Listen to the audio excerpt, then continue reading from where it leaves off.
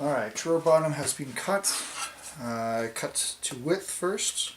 I made a little mark on the inside of where my groove is here, so I was able to measure from that bottom of the groove to the outside edge here.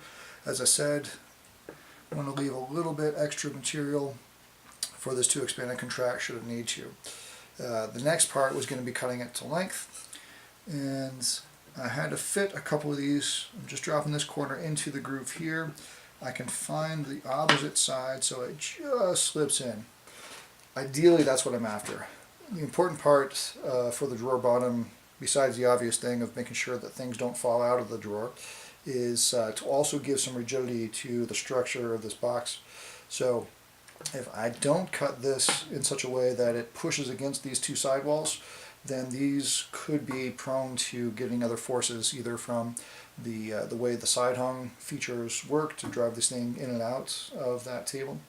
But by cutting it exactly to length here, I could drive this thing in, or slip it in is a better choice of words, and I wouldn't have to worry about any racking or shifting from the integrity of the sidewalls to the front.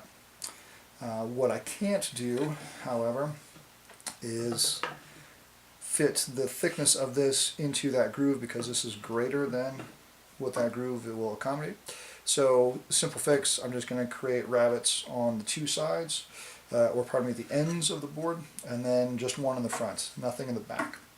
Once I've got those, I'll test, refit until it goes in, and then once I've done with that, there's only one more step to securing this drawer bottom into place, and then we've got a drawer.